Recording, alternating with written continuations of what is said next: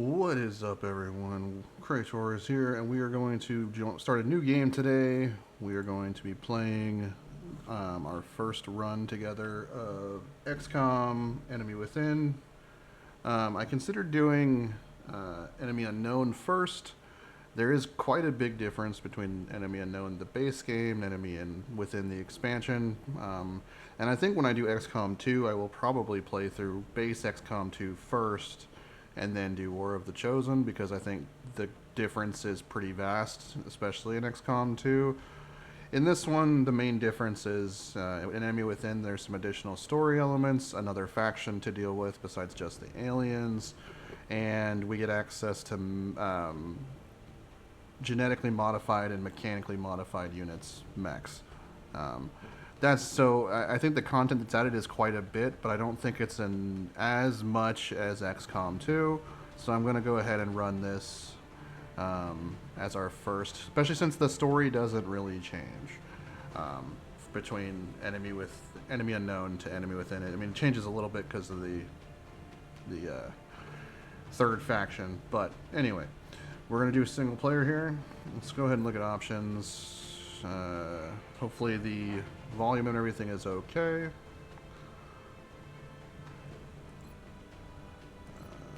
All this stuff is fine. We're going to play on Classic. We're not going to play on Impossible because honestly I haven't played this game in forever. And Impossible is named so because it is incredibly hard. Let's go to advanced options. We're not going to use the tutorial stuff.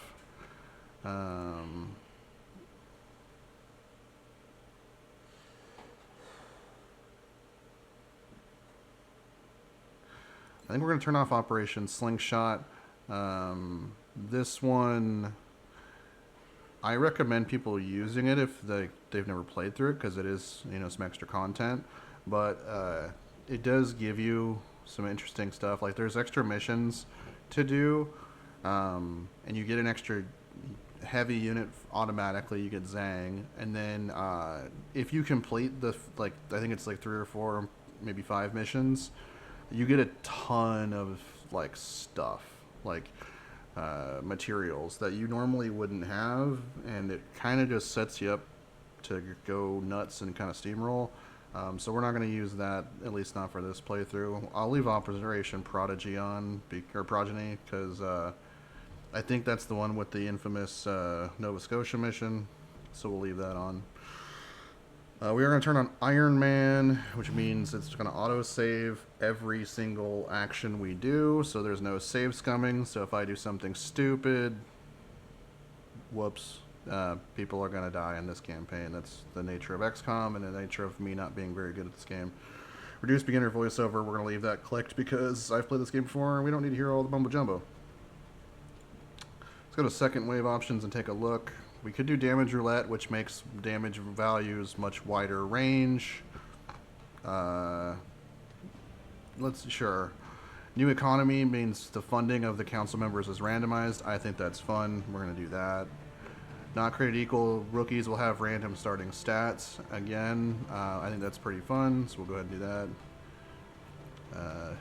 As a soldier is promoted, their stats will increase randomly. Sure, that seems cool. Training roulette. Each soldier's training tree will be mostly randomly generated. Does not apply to mechs. I think this is also really fun because it makes it so we're going to have a lot more build diversity among our soldiers. What tends to happen in this game is after you've played it a few times, you kind of recognize that there are some things that are just way better than others. And so sometimes you'll end up with a bunch of soldiers that are basically the same. And this will alleviate some of that. Save scum. We already have Iron Man on, so we don't need that.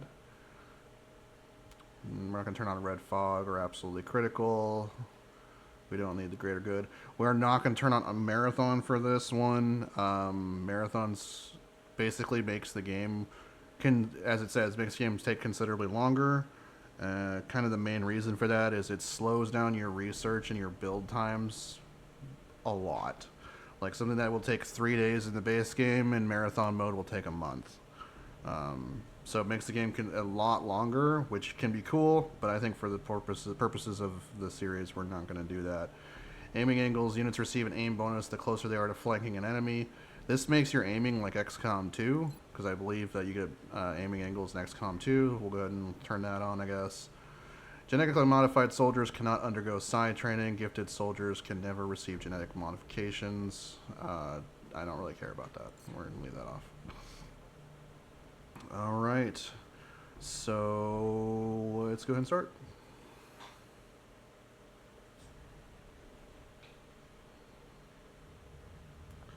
Those who play with the devil's toys will be brought by degrees to wield his sword. Buckminster Fuller.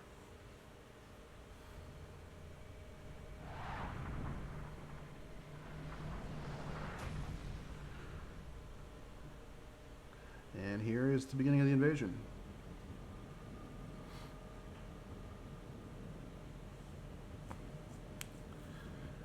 As many people know, this game is actually essentially a remake of XCOM UFO Defense from way back in the day. It's an old PC game from like the late 80s, early 90s.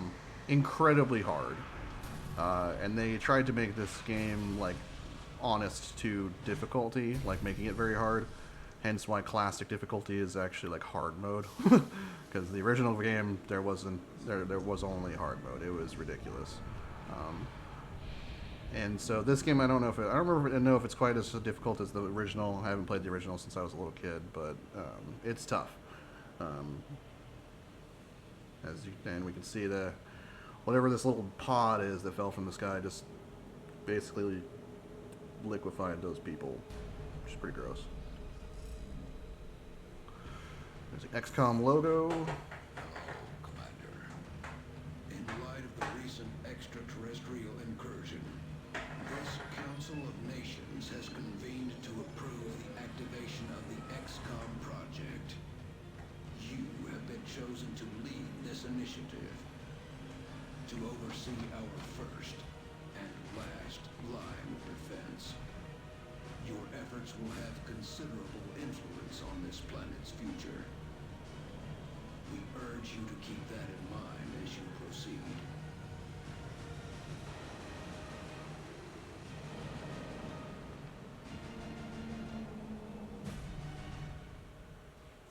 Good luck, Commander. All right. I don't remember what that guy's name is, but he's basically the head of the Council of Nations that have come together and activated XCOM, and basically they're where we get our money. If we piss them off because we don't protect them enough, they will pull their funding and abandon the XCOM project, and that's really bad because later you need that money badly. And also starting out, you don't have everyone's funding really because you have to earn their funding by putting satellite coverage above them and then protecting them. So you start out with very little money, you got to earn your way up to getting money, and then you got to protect them to keep that money, because once they pull out, they ain't coming back. So that's tough. So one of the first decisions we have to make here after all the second wave and difficulty decisions is figuring out what we want our starting location to be, because every continent in this game, if you have full satellite coverage for the entire continent, you get a bonus. And so for North America, it's air and space, where our aircraft and aircraft weapons cost 50% less to purchase, build, and maintain. That is pretty strong because aircraft is how we shoot down the UFOs. Pretty important. Europe gives us expert knowledge, where laboratories and workshops cost 50% less to maintain. Laboratories are how we get research improved. The more laboratories we have, the faster our research will go. And workshops, the more workshops we have, the cheaper it is for us to build items. And I think also the faster we build items, I think. So those are both that is also pretty strong. Asia gives us future combat. All projects in the Foundry and Officer Training School cost 50% less. This one is interesting because the Foundry projects and the Officer Training School are very important to like your progression in the game, and their buffs are pretty strong, but they're like a one-time buy thing. Like once you buy the project, you don't need to buy it again usually. So this one is interesting because it does give you a progressive edge to like get yourself like more prepared as you go along. But once you have everything, it stops doing literally anything. So that's kind of an interesting one. South America, we have ways. Autopsies and interrogations complete instantly. This one's actually really cool, but the only reason I don't usually pick it is because there's South America is so small that we can get satellite coverage over there pretty easily, and then we just get this.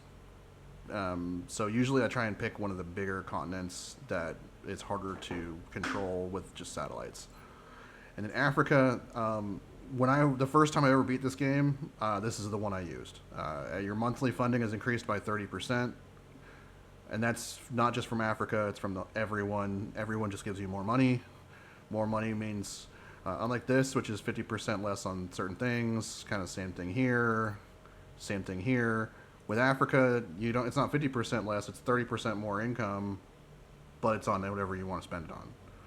So it's kind of like you get either really strong specific buffs, or this one, which is like a general, just like I just get more money, which is pretty good.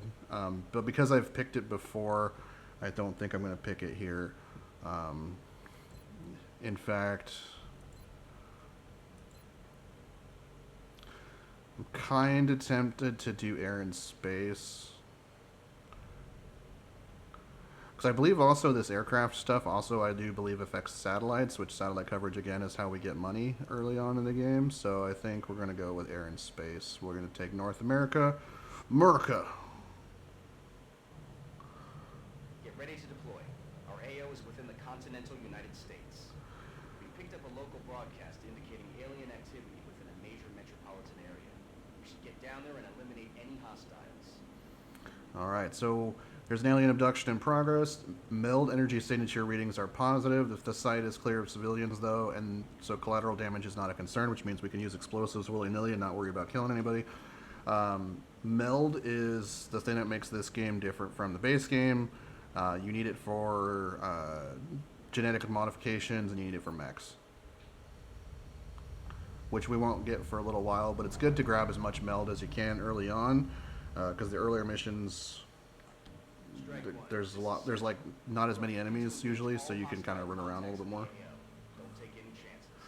But also this mission, since all of our guys are rookies, they all suck. So we would probably want to we're not going to super focus on getting meld. If we can get it, we'll grab it, but we're not going to go out of our way. So let's pull up let's pull up the soldier info. So Julie Crawford, she's got 5 health, and she's got 55 shooting, so that seems fairly normal. 5 health, 70 shooting, so Emma is going to be a great shot, and she has 53 will. Hopefully she'll end up being our sniper. That would be great.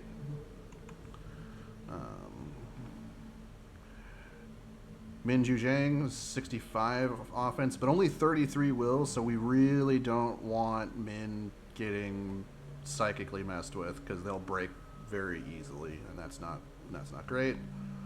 And then Philippa Sopros. Okay, so here's our hopeful sniper. 75 offense is incredible. 49 will is fine. 5 health. So hopefully this person is our sniper or our heavy, because heavies have the innate worst shooting progression. So if it would be nice to have a higher shooting base, but usually I want my best shot to be my sniper, as you might expect. Okay. So if anyone's not played this game, it is a turn-based cover shooter. So I never want my soldiers to ever be out of cover if possible, because they're gonna die, especially early on when they only have 5 health. The enemies have light plasma weapons that they do a lot of damage, and they can kill us in one shot fairly easily. So we're gonna move up, so we can see meld is pretty close, so we might go for it, but let's take our time here. Let's move just a little bit. I don't want to dash anybody. Dashing means, because I can see how there's this blue spot, that's a regular move. I can move all the way out to here But that takes both my actions. That's a dash. I don't want to do that if I can avoid it. Because sometimes you'll dash and then you get over there and you're like, oh crap, there's an enemy, and then they got the jump on you and it sucks. So we're just going to move her here. And then let's move you here.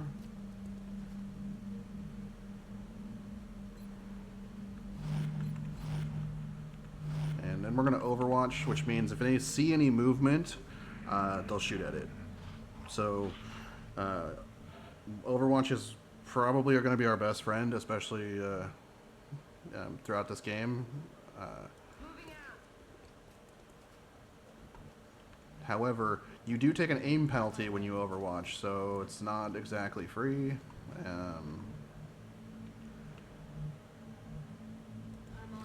So that is something to take into consideration. I want to keep this team as close together to each other as possible, so we're just going to keep moving. This is a dash, but it's a safe dash. We know that they're not going to, the aliens aren't going to see us, so.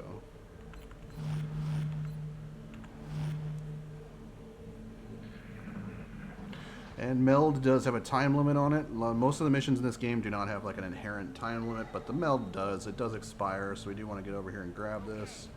And it does give us full cover if we're behind it. So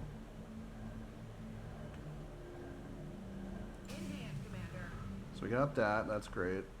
And then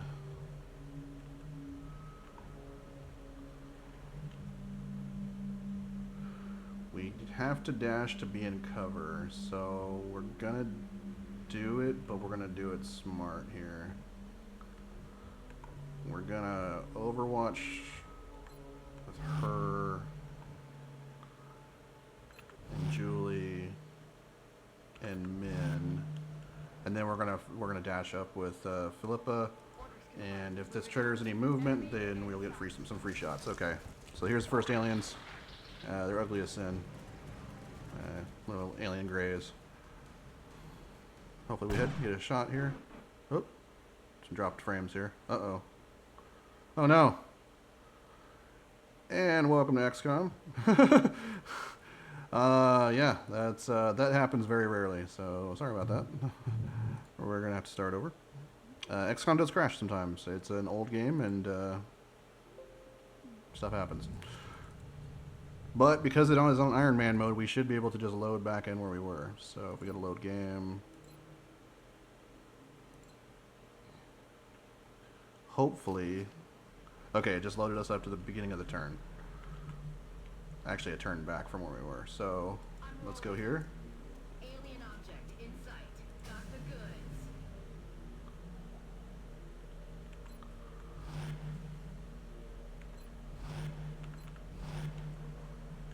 And again, we're gonna dash up. Hopefully this doesn't trigger a crash again.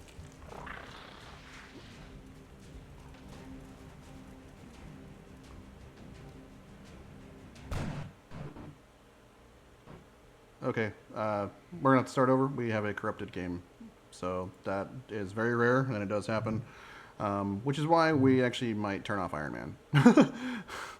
Because crap like this happens. So, it's very rare. I haven't had this happen in years. So, let's see. Is there an earlier one? No. Alright, so we'll have to just start over.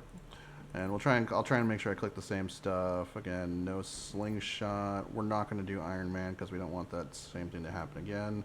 Damage roulette economy, not created equally, hidden potential, training roulette. Yeah, let's do save scum. That way, if we load a game, it won't save the seed, so it'll be different. Aiming angles.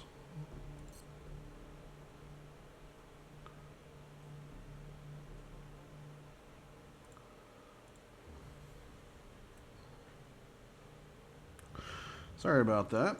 We're going to skip through that way, and we're going to get to, we'll choose air and space again.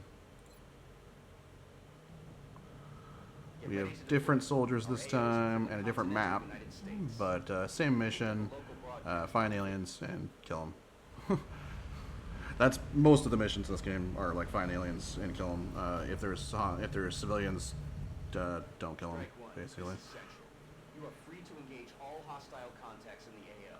Don't take any chances. So this map is a little bit can be, well, we'll see. Let's take a look at our, oh geez, okay, so this person's will is terrible, so hopefully they don't get shot because they will panic. And they only have 55 offense, so that's not great. 35 will and 60. Okay, this person's not great either because they're low will. Silvio.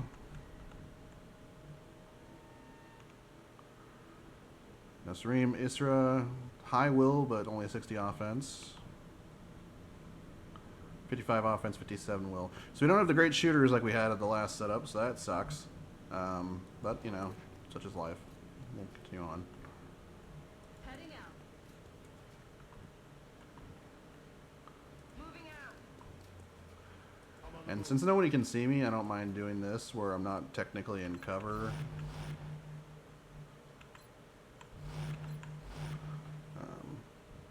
I think there's an Overwatch all button in this game, but I don't remember what it is. Okay. We are going to Overwatch with our door kickers. Or our door kicker. And then... Okay. Didn't trigger anybody. On my way. Interesting.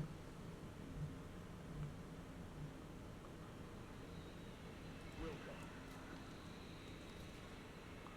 Nothing yet.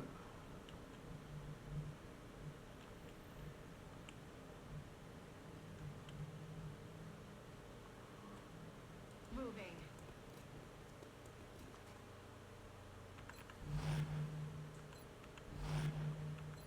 Okay.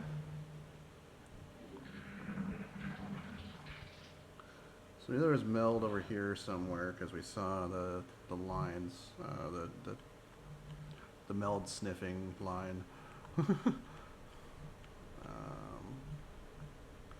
Stay in full cover and let's see if we can see anything yet. We don't.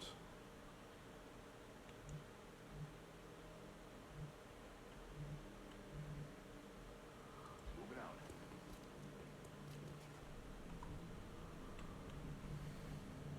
On the move. Got something over here. There we are. We got our first aliens here. And hopefully we don't have any issues this time. Fortunately, we don't get any free shots off because we weren't in Overwatch.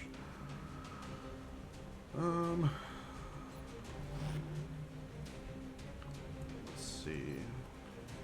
Got a 48%. That's not great, but it's a coin flip. I'll take it.